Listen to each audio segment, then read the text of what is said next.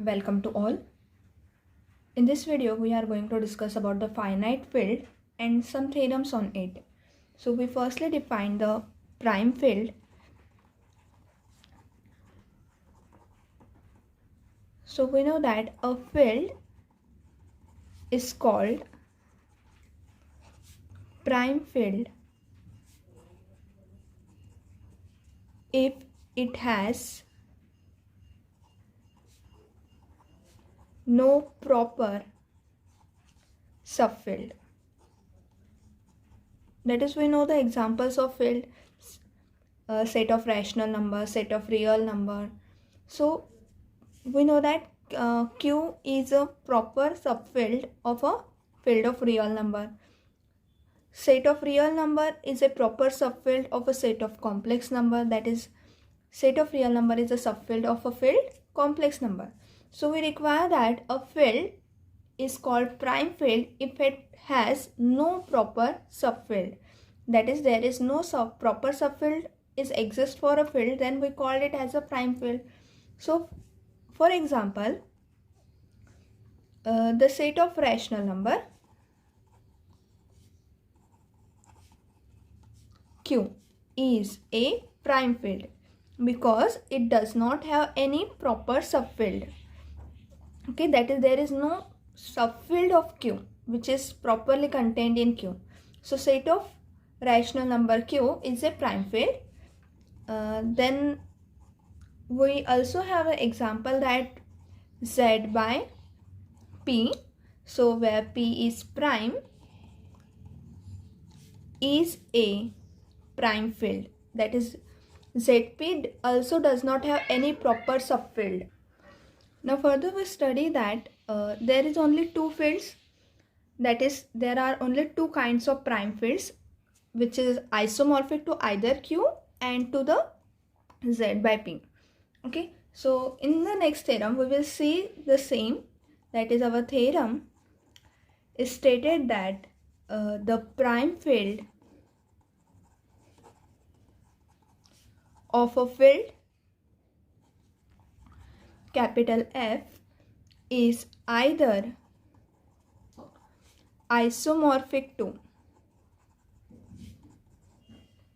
Q or to Z by P, where P is prime. That is, we have only two types of prime field, and that is, every prime field is either it is isomorphic to the set of rational number Q or it is isomorphic to Z by P. Z by P is nothing but our field ZP. Okay, so there are only two kinds of field which is either isomorphic to Q and ZP. We will prove this theorem by defining, that is, we have to show that here isomorphism from the field F to the Q. Okay, so what we will do, we will do that we define a mapping, that is, we define a mapping F which is from Z to capital F, that is set of integers to capital F, and we show that it is a homomorphism. We define, that is, we defined homomorphism, and if we define Z by kernel of F, okay, and kernel of F will be it is Z, it is the ideal generated by P, and it is isomorphic to image of F, then what we get that, we get that the isomorphism of Z by P to some subfield of image of F which is a subfield of capital F. Okay, that is, a image of F is a subfield of F. So if we show this is an isomorphism, and by using the first isomorphism theorem we show that the kernel of F is the ideal generated by this prime P, then it is isomorphic to the image of F, and image of F is a subfield of F. It is not only a subfield but it is a prime field of a field F. So we get first that any prime field is isomorphic to ZP, and for the second, to show that it is isomorphic to Q, we show that this kernel of F is singleton 0, that is the ideal generated by 0, and therefore F is 1 1, and hence if it is homomorphism, then F is 1 1 homomorphism, therefore it is embedding. F is embedding. Okay, and if F is embedding, then what we get that we can extend this homomorphism or embedding mapping to the field extension. Okay, that is we can extend this to the, we extend this mapping Z to F because of this embedding mapping to the new extension which is from Q to F, and thus we can say that because this is a field extension, therefore it is isomorphic to some field, to some prime field of field F. Okay, so in this way we prove this theorem. So firstly what we say, we define the firstly the homomorphism F from Z to F. Okay, so in a proof we write, we consider the mapping F which is from Z to F given by f of n is equals to ne. Okay, so we define this mapping f of n equals to ne, where E is the identity of capital F. That is our field capital F. So we see that this mapping is a homomorphism naturally. Okay, because if we take that we let n1 comma n2 belongs to Z, any two element, then f of n1 plus n2 will be equals to n1 plus n2 into E, that is equals to n1 into E plus n2 into E.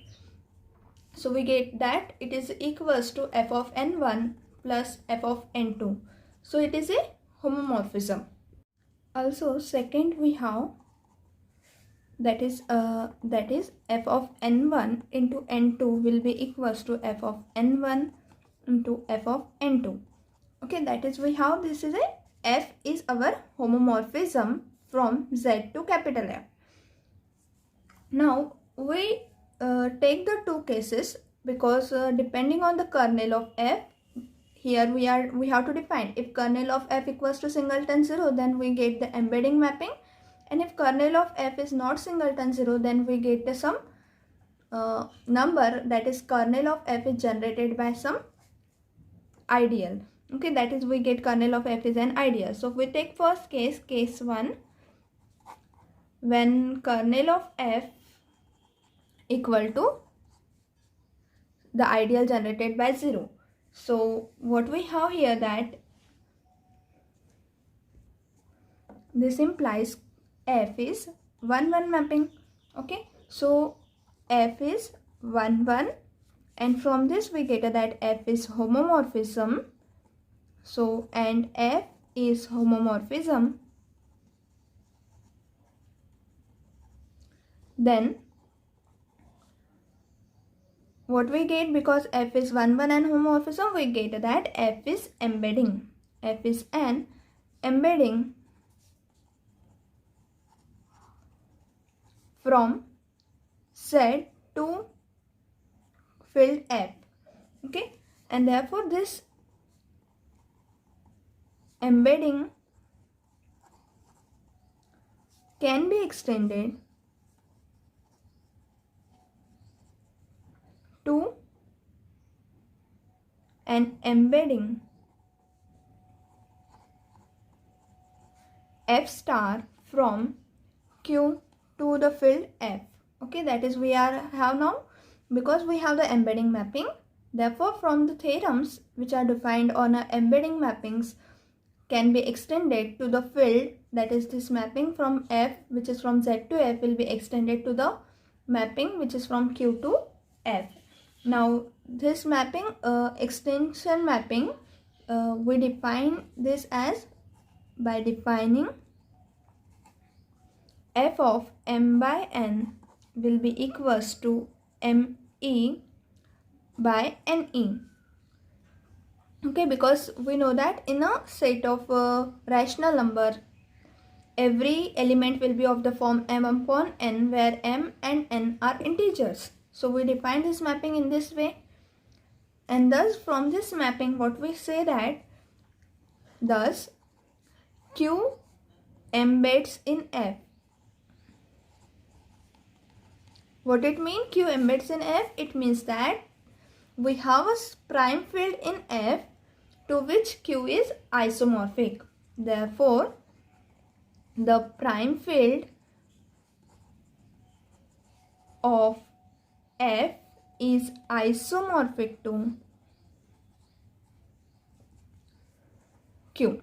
Okay, so we get here that there is a prime field of F which is isomorphic to the field of rational number Q. This is we get in a case when we assume kernel of F equals to 0. Okay, now we take the case second where our kernel is not equals to 0. So our case 2, where kernel of F is not equals to the 0 ideal. Okay, so as it is not equals to 0 ideal, then kernel of F will be generated by some integer m. This is because the set of integer z is a principal ideal domain. Okay, and as it is a principal ideal domain, and we know that kernel of F is ideal, so the form of the kernel of F will be the ideal generated by the single element. So it is kernel of F will be equals to the ideal generated by m, where m is positive integer. Okay, so we are defining this kernel of F, and now we know that since we have this mapping F which is from Z to the field F is a homomorphism, okay, then we can have a by fundamental theorem of homomorphism. Okay, what we have, Z by kernel of F is isomorphic to the image of F. So we use this here. Okay, so by fundamental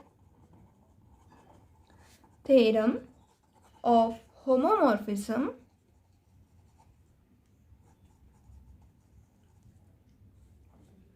Z by kernel of F is isomorphic to the image of F. Okay, this is because this mapping F is a homomorphism. Okay, and we have this kernel, and therefore because of that we can define this, we can apply here the fundamental theorem of homomorphism.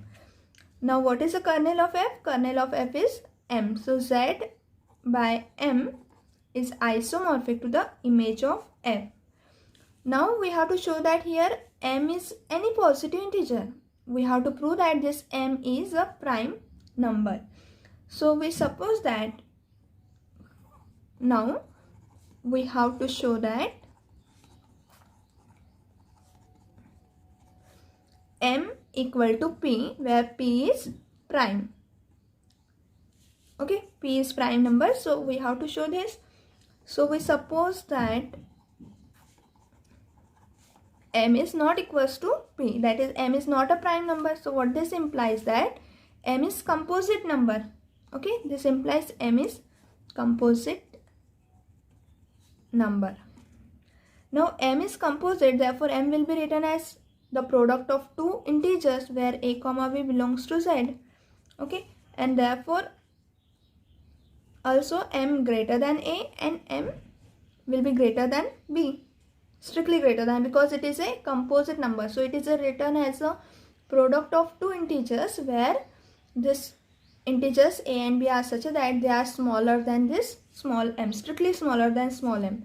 So what this implies that m into e will be equals to ab into e. Okay, but m into e is nothing but our, here e is our identity element in capital F. So f into this m into e is nothing but our f of m, and ab into e will be nothing but f of ab.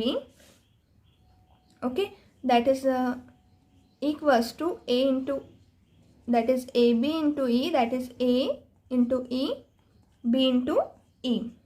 Okay, we can write in this way, and therefore what we have here, that this f of m, because m is in a kernel. Okay, so f of m will be 0 mapping. Okay, it maps to 0. and this AB into E, this is our A into E, B into E, that is equals to f of A into f of B. So what we get here, that f of, because f is a field, okay, so what we have, because f is a field, so it does not have a zero divisors, okay, so f of A will be equal to 0 or f of B will be equal to 0, because product is equals to 0 implies this f of A will be 0 or f of B equal to 0.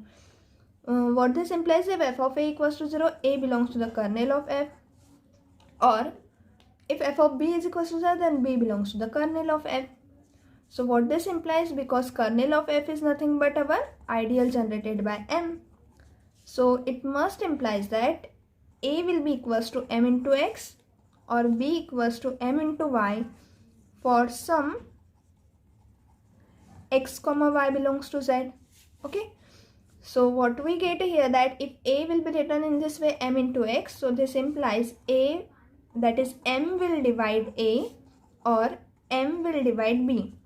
So if M is dividing A, what we have, M is less than equals to A or M is less than equals to B. So this will gives a contradiction to this assumption that M is composite and M is greater than A, M greater than B, okay. So here we get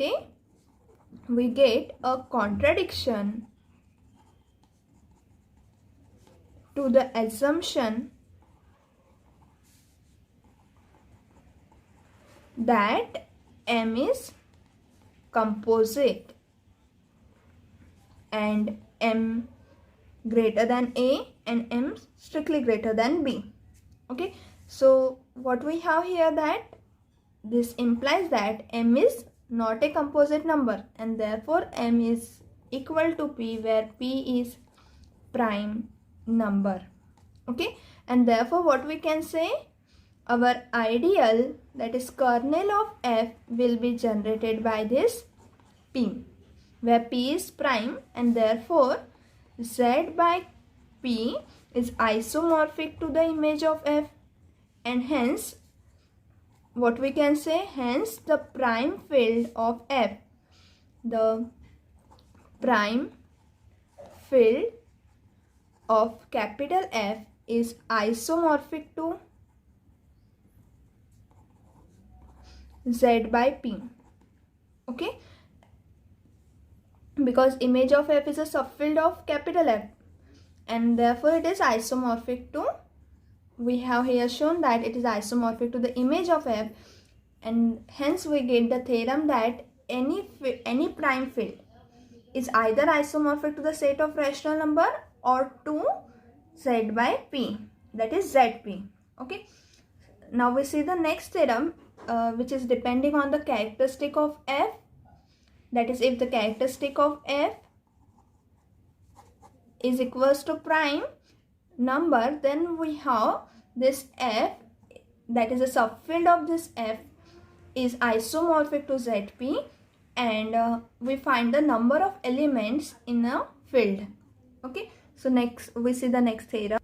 So our next theorem is, let capital F be a finite field, that is we are discussing about the finite field. Then we have to first prove that the characteristic of F is a prime number P.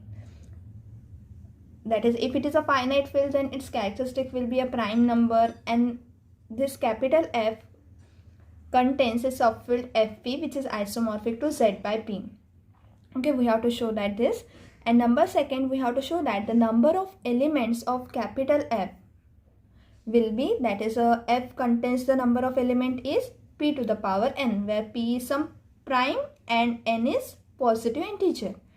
Okay, so let's see, as we know that the first part can be proved from the previous theorem, because we can define the mapping F which is from Z to capital F, and because F is a finite field, so by defining this homomorphism, we have that we get that kernel of F will be in the, which is isomorphic to, that is kernel of F is some prime field which is prime ideal which is generated by P, and therefore we have that z by kernel of p, that is z by p, will be isomorphic to the image of f, okay. And therefore what we say, that characteristic of f is a prime number, and if it has a, because characteristic of f is a prime number, and also f has a field which is image of f, which is isomorphic to some zp, okay. So fp is nothing but the field with a characteristic p, and this is isomorphic to z by p, okay. So it can be shown from the previous theorem, okay.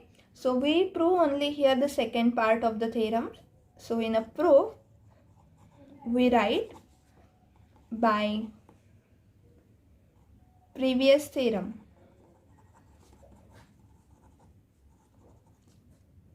We can prove the first part.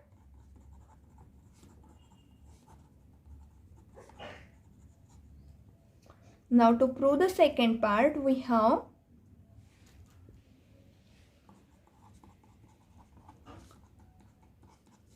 to prove second, we suppose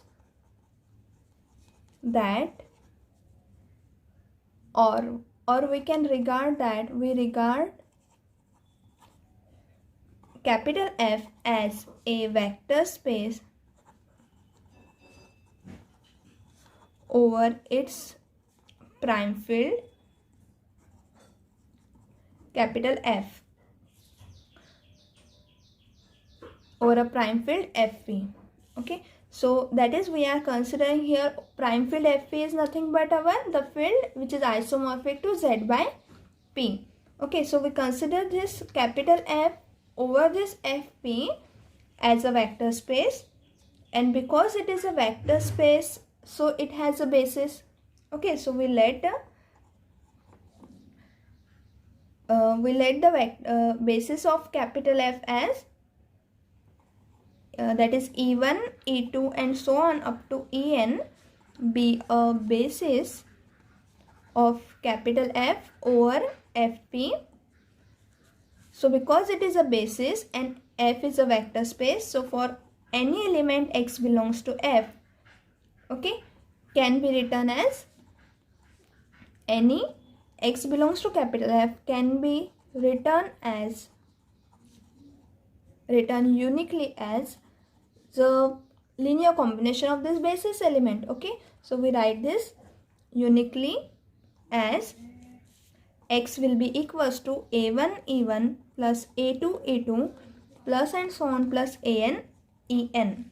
Because it is a vector space over a prime field Fp, so a1 a2 up to an, that is ai belongs to the field Fp, where I is running from 1 to up to n, okay. So each ai belongs to Fp. So the number of element we have to choose for ai, we have to choose p elements, okay. That is the number of ways to choose a1 is p, because Fp contains the order of Fp is p, okay, because it is a field generated by Zp, so it is the order of Fp is p.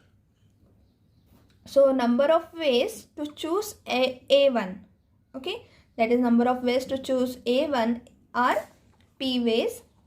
To choose a2 we have again p ways, and so on. To choose an we have again p ways. So there are total these are total n elements, so we have total p ways multiplying to p ways and so on up to p ways. So we get total p to the power n ways for choosing ai from Fp, okay. And therefore because of that we have, because any x belongs to F, we write this in a linear combination of e1 e2 up to, that is linear combination of basis element. So every scalar, that is a1 a2 up to an, these are the treated as a scalars, and it is the elements of Fp, and therefore because we can choose them as in p ways, so there are total p to the power n ways to choose this a1 a2 up to n, that is we can make p to the power n linear combinations of E1, E2 up to En, and because every element will be written in the linear combination of that, so capital F, that is elements of capital F, will be equal to the p to the power n element. Okay, so what we can say here, the number of elements of capital F is thus p to the power n, since each ai in the expression,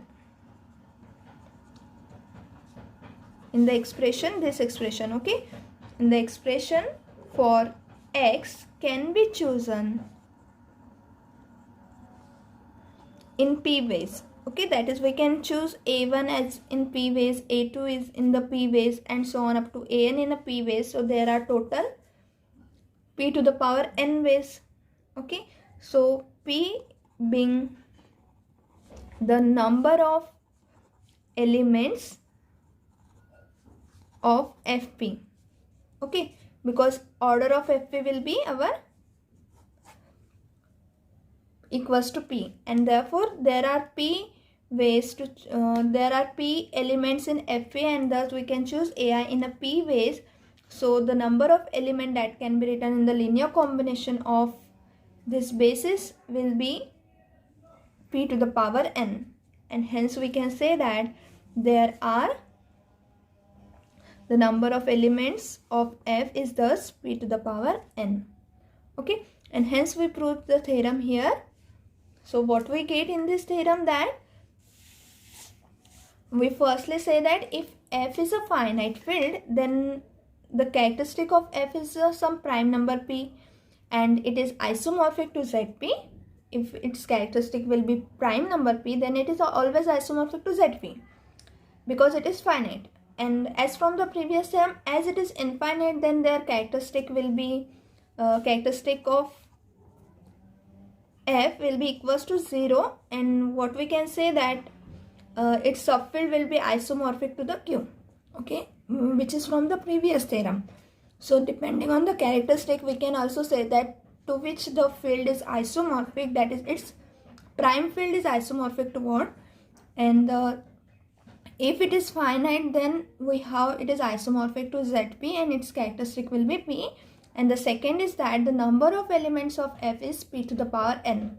Number of elements means the order of the field f is p to the power n, where p is prime and n is some positive integer. Okay, so the order of the field is always in the form of p to the power n, and that we see in the next lecture, that there is a order of any field will be written in the form of p to the power n only.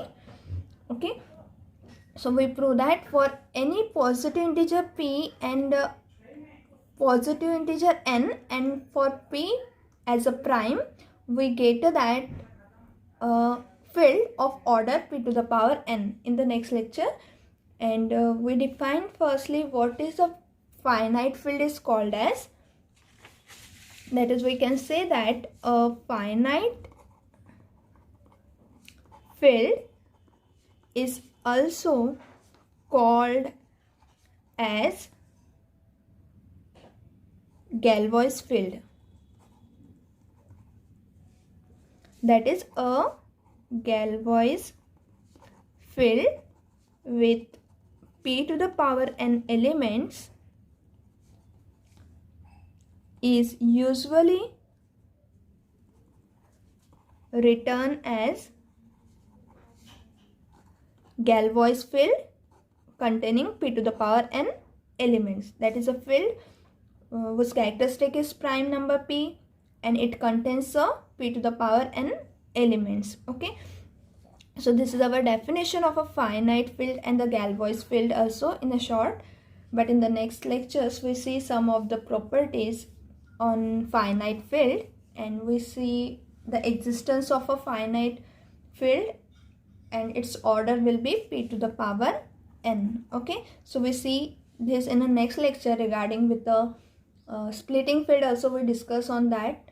So we will conclude now. Thank you everyone.